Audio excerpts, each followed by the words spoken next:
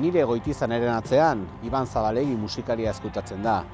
2019 diskoa dakar besapean, 2015 diskoaren segida logikoa. Desertua, bluesman zaharrak, zaldiak, bufaloak eta sugeak agertzen dira blues, country eta rock giroetan datorren disko honetan. Bide huts zigilipuen argitaratua dagoeneko kalean da. Gaur gurekin, Nire.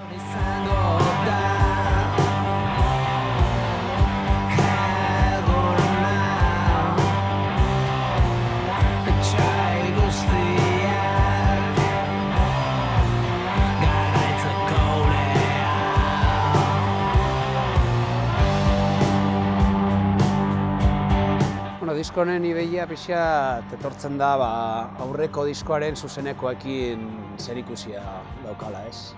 Egin dugun zuzeneko lanakin, abesti berriak landu genitun, beste batzuk ni bakarka egindakoak, eta hortikan etortzen da bigarren diskoaren egiteko grina edo beharra. Eta hortik sortzen da 19 disko hau, eta urte batzuk pasa die aurrekoatik, baina zuzenekoak egiten genituen bitartean eta konposaketa berriak lantzen eta urteak jundia azkenean. Ni aspaldi, eta urte askotan Lisabon izan naiz jotzen, eta beste rollo ezberdina zen, banda kompleto batean, banda formatu guztia, konposaketa guztiak elkarrekin egiten genitun, lokalean lantzen, normalean, eta gero, hortik aurrera ere, beharra ikusi nuen, nire gauzak, bakarkako gauzak egiteko, eta, prozesua ezberdina da, pixkat ez, zeren niren, nik egiten dut abestiak gehien bat, eta gero, lokalean lantzen ditu, baina gehien bat zuzenekoak. Beraz, ni abestiak egiten ditut, askotan bateriak ere konposatzen ditut, eta hortik aurrera ja talde moduan lantzen dugu, baina bestiak lokalera normalean egin hauak iristen dira, beste jokatzeko modu ezberdina bat. Lisaokin alderatuta musika pixkat aldatu da, nahiko, nire kutsu ezberdina hauka, lasaiagoa edo batzutan ere gogortzen baldin bada ere, beste hildo batetik doa, pixat ez dakit amerikanoagoa edo horrelako, country alternatiboan edo amerikanan hortxe ibiltzen da, eta Lisabon zorrimo pisutsuak ziren eta baina nire niztun mantentzen dela pixkat iluntasun hori ere, ez da country argitsu bat edo nizte dut ere esaten duen bezala dela country moduko zehozer, baina hemen daukagun klimarekin pixkat ere nahaztuta, euriarekin, egun lainotsu hauekin, pixkat hildo horretik doana.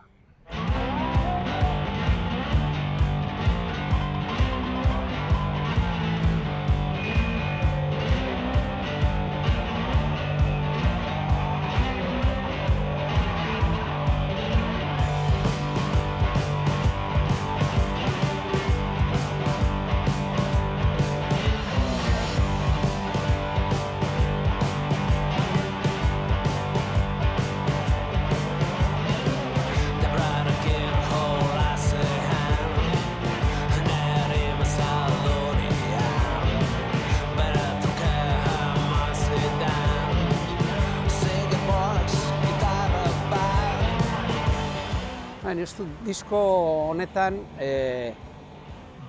kontzeptua pixkat aldatu dela. Lehenengo diskoa zen, ez dakit, horrela ikusita lehenengo diska bat, etxean guztiz konposatua, lasaiagoa, eta disko berrian, zuzenekoekin zerikusia izan da, soinua pixka gogortu da, hildo beretik doa, baina pixka gogortu da, eta beste kutsu ezberdina rockeragoa agian hartu du, pisutxoagoa eta rockeragoa, nahiz eta asko esalden du lehenengo diskatik, baina, nabarmentzen da pixkat aldaketa hori. Hitzei buruz pixkat lehenengo diskon hildotik doaz, ni beti letratan oso xumea naiz eta oso kontzeptuala, frase edo esaldi motzak die normalean, nahiko laburrak eta ez dakit, leku batean kokatzen zaituztenak eta hortik aurrera bakoitza bere ekarpenak egin behar ditu, edo bakoitza biziko du modu batean. Eta, bueno, bai, musikakin ere badaukate zer ikusia, agertzen dien simboloak edo mendi pixka taldenduta ere. Justo disko honetan, aurrekoekin alderatuta pixkat musika gogortu dela eta gogortu da eta ez dakit, baina beti hor dauka blues, country, americana, kutsu hori, nesta batzutan oso argila ez izan, aginan pixkat rockeragoa da disko hau, eta pixkat rockera jo dugu gehiago, baina hildo hori kanpoan utzi gabe.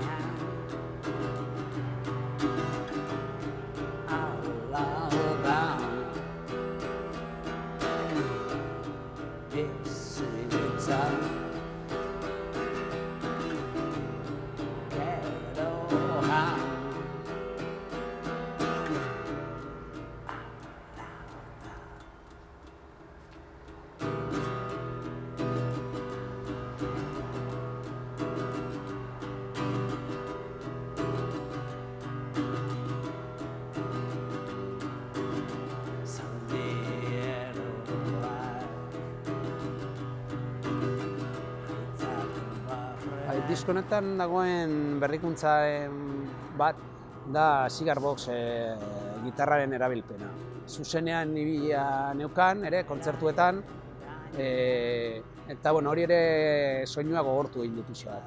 Cigar Box gitarra da, puro kaxekin egiten dien gitarra batzuk, aspaldi Afrikan eta Amerikan, jendea dirua zeukanean gitarra bat erosteko, aspaldi, altzuenakin egiten zuen gitarra bat, eta zizien egiten puro kajekin estatu batuetako plantazioetan eta Afrikako zenbait tokitan, eta hortik aurrera soka batzuk jarri, mastil bat, eta hortik aurrera jotu zen. Orain pastillak eramaten dituzte, eta amplietik sartzen die, normalean, eta nahi baizu soinu pixka zikinagoa edo zaratatxoagoa aldezu izan, eta nik behintzat hildo horretik jun naiz Cigar Boxekin, eta diskoaren soinua ere nahiko zerikusia dauka Cigar Boxa disko honen soinuan. Gehienetan nik grabatu dut bateri gehienak eta gitarra ritmikoak, Cigar Boxa, hotsa, eta zuzenean eramaten dugun banda formatua, nahiz eta pixka raro izan, bi gitarra eta bateria izan da, nire anaia Ander eta Borjasako taldekoak izan ditut ere grabaketan, zuzenekoan bezala, eta hauetaz aparte ere, inoren eoniko Borja Iglesias lagun mina eta aspaldikoa, ere pare bat gitarra sartu ditu diskoan, eta gero txap ere produkzioan egon da betiko moduan, eta bera ere, koro batzuk edo, ere moldatu ditu hor nonbait.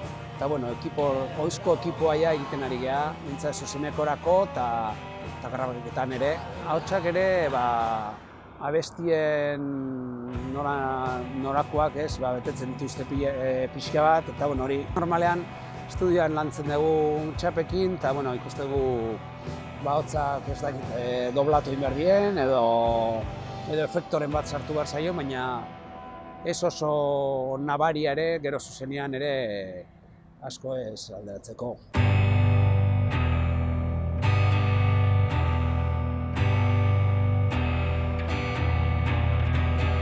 Zenbat izan dira zure maitaleak, zenbat amodio izan duzu zeintu izan dira zure maitalek zenbat amodio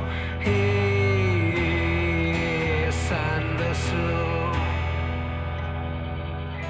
Bai, disko hau aurrekoa bezala bideutzen atera da, azkenean gure plataforma da diskak ateratzeko, lagun arteko lana eta bueno, hor atera behar zen diskoa, ez? Eta bueno, formatua ere bidutzen disko asko bezala, viniloan atera nahi izan nun, viniloa CD-a dauka barruan, eta bueno, baina garrantzia ematen diogu viniloari beti.